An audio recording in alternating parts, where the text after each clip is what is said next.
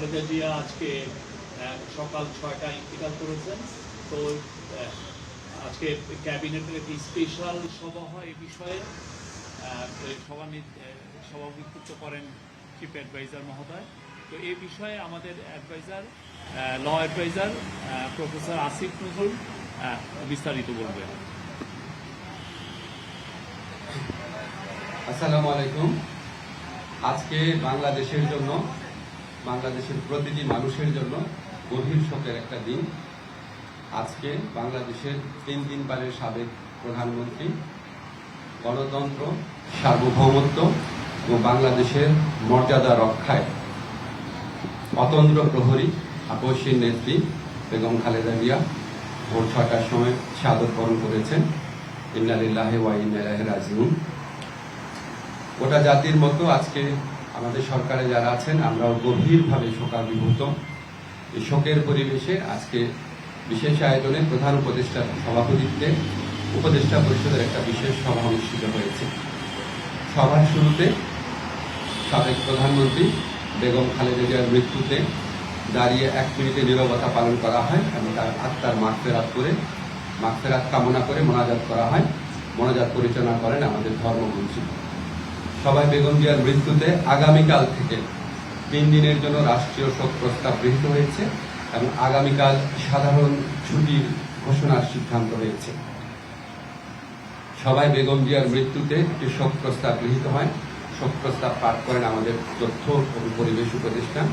সবাই সিদ্ধান্ত হয় যে বাংলাদেশের যত দূতাবাস আছে পৃথিবীর বিভিন্ন প্রান্তে সেখানে শোক বই খোলা হবে। সভায় বিশেষ আমন্ত্রণে অংশ নেন বিএনপির মহাসচিব জনাব মির্জা ফখরুল ইসলাম আলমগীর।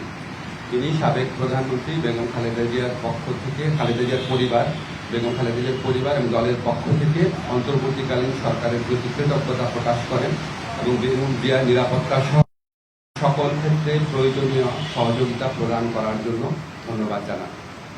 মির্জা ফখরুল ইসলাম আলমগীর সাহেব আমাদের সভাকে অবহিত করেন যে আগামীকাল বুধবার বাদ জোহর জাতীয় সংসদের দক্ষিণ প্লাজা এবং এর সংলগ্ন মানিক মিয়া এভিনিউতে বেগম খালেদা জিয়ার জানাজা অনুষ্ঠিত হবে।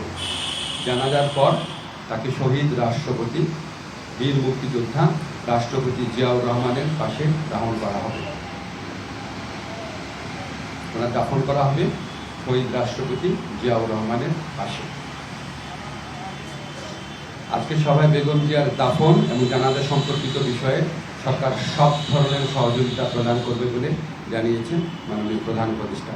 মাননীয় প্রধান উপদেষ্টা ডক্টর মোহাম্মদ ইউনূস সভায় বেগম জিয়ার বিষয়ে বিভিন্ন স্মৃতিচারণ করেন। একটা কথা বলতেই হচ্ছে, উনি আমাদেরকে মনে করিয়ে দেন শেষ যখন দেখা হয়েছিল বেগম জিয়া ওনার সাথে একান্তে অনেকক্ষণ কথা বলেছিল। আপনারা জানেন সেনা সদরে যে অনুষ্ঠিত হয়েছিল প্রোগ্রাম, সেখানে উনি অত্যন্ত উৎফুল্ল ছিলেন, সবার সাথে কথা বলেছেন এবং উনি সঙ্গে স্মৃতিচারণ করেছেন মাননীয় প্রধান উপদেষ্টা। এবং উনি এটা বারবার বলেছেন যে আজকে এরকম এই জাতির এই বিশেষ মুহূর্তে আমাদের বেগম খালেদা জিয়ার উপস্থিতি অনেক প্রয়োজন ছিল। গোটা জাতি ওনার জন্য দোয়া করেছে, আল্লাহর ইচ্ছা উনি চলে গেছেন। কিন্তু বাংলাদেশের ইতিহাসে, বাংলাদেশের প্রতিটি মানুষের হৃদয়ে, বাংলাদেশের প্রতিটি আত্মমর্যাদাশীল গণতন্ত্রকামী দেশপ্রেমিক মানুষের হৃদয়ে ওনার অবস্থান অক্ষয় অবিনশ্বর হয়ে থাকবে। আমি ব্যক্তিগতভাবে মনে করি বাংলাদেশের ইতিহাসে এত শ্রদ্ধা, এত সম্মান, এত ভালোবাসা নিয়ে এরকম একজন নেত্রী চলে যাওয়া এটা একটা বিশেষ মুহূর্ত এবং আমরা বাংলাদেশের প্রতিটা মানুষ এই শোকে একত্রিত হয়েছি। একত্রে আমরা আগামীকাল শোক দিবস পালন করবো, এরপরে দিন শোক দিবস পালন করব। সবাই আমরা বেগম খালেদা জিয়ার প্রতি যথার্থ সম্মান প্রদর্শনের জন্য ওনার যে জানাজা হবে এবং ওনার যে দাফন কাজ হবে সেটা আমরা অত্যন্ত শৃঙ্খলার সাথে আফগানিক পরিবেশে আমরা আমাদের সবার দায়িত্ববোধ থেকে সুশৃঙ্খলভাবে এই অনুষ্ঠানগুলো আমরা দাফন এবং জানাজার যে কর্মসূচি রয়েছে সেগুলো আমরা পালন করব, এই প্রত্যাশা আমরা ব্যক্ত করছি। আমরা কয়টা কোশ্চেন নিব মুস্তফা মল্লিক?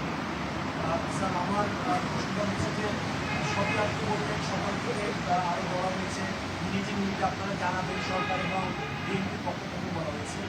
আমার একটা প্রশ্ন হচ্ছে যে মানুষজন বলছে যে খালেদা জিয়াকে মানে মারা যাওয়ার মধ্যে দিয়ে প্রমাণ করতে হয়েছে যে তিনি আসলে অসুস্থ ছিলেন। আপনি এর আগে সবচেয়ে বেশি সোচ্চার ছিলেন, তাকে বিদেশে পাঠানো, তার শারীরিক অবস্থা, এবং এই সরকার আসার পরে তাকে আসলে অতি গুরুত্বপূর্ণ ব্যক্তি হিসেবে গণনা করা হয়েছে।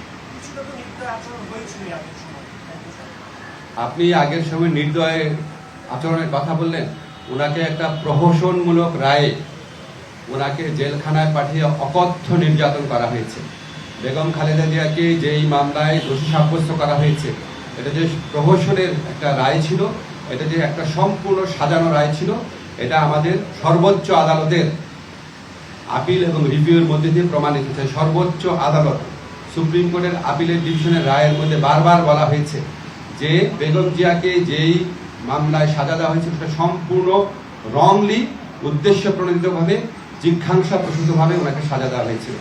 ওনাকে জেলখানায় বিভিন্ন সময় যেভাবে নির্যাতন করা হয়েছিল, ওনাকে আমরা হয়তো এত তাড়াতাড়ি হারাতাম না।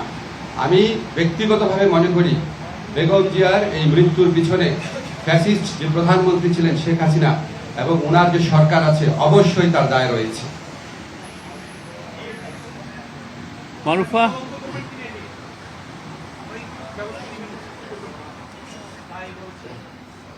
তবে আপনাকে একটা জিনিস আমরা বলি, আমরা আমাদের সরকারের পক্ষ থেকে আপনারা সবাই লক্ষ্য করেছেন, আমাদের যা করার ছিল, আমাদের মাননীয় প্রধান উপদেষ্টা প্রফেসর ডক্টর মোহাম্মদ ইউনূস উনি ব্যক্তিগতভাবে সমস্ত সময় খোঁজ খবর রেখেছেন। যা দরকার ছিল, ওনার যদি আবার বিদেশে পাঠানোর মতো অবস্থা থাকতো, অবশ্যই আমাদের সরকারের পক্ষ থেকে সর্বাত্মক সহযোগিতা করা হতো। উনি ব্যক্তিগতভাবে এই জিনিসগুলোর খোঁজ খবর নিয়েছেন। আমাদের দুর্ভাগ্য, আমরা হয়তো বেগম খালেদা জিয়াকে বছর খানেক বা বছর দুয়েক আগে যদি আমরা হয়তো পেতাম, হয়তো আমাদের পক্ষে কিছু একটা করা সম্ভব ছিল। আল্লাহর ইচ্ছা উনি চলে গেছেন। তবে আমাদের জন্য সবচেয়ে বড় আনন্দের ব্যাপার হচ্ছে উনিও সারা দেশের মানুষের সম্মান, শ্রদ্ধা এবং ভালোবাসা নিয়ে বিদায় নিয়েছেন। এই সুমি কোশ্চেন এনি ঠিক আছে, আপনারা সবাই ভালো থাকবেন। এই বিষয়ে একটা মিটিং হচ্ছে এখন 12:30টার সময়, কালকের সিকিউরিটি সিচুয়েশন। আমি জাস্ট মাইকেই বলে দিচ্ছি, কালকে মাননীয় প্রধান উপদেষ্টার নির্দেশক্রমে আগামীকাল জানাজা এবং দাফন অনুষ্ঠান সার্বিকভাবে কোঅর্ডিনেশন করার জন্য 12:30টার সময় এখনই আমরা স্বরাষ্ট্র মন্ত্রণালয়ে বসছি। এছাড়াও বিভিন্নভাবে কোঅর্ডিনেট করা হচ্ছে। আমরা চাই এই আগামীকালের যে জানাজা এবং দাফন, এটা যেন সুশৃঙ্খলভাবে অনুষ্ঠিত হয়। আপনারা সবাই সহযোগিতা করবেন। আপনারা গণমাধ্যম এই স্বৈরাচারী ফ্যাসিস্ট সরকারের পতনের পর যেভাবে সরকারকে বিভিন্ন কাজে সহযোগিতা করছেন, আমরা সত্যি কৃতজ্ঞ। আগামীকাল ইনশাআল্লাহ আমরা আপনাদের সহযোগিতা পাবো। ধন্যবাদ। Thank you.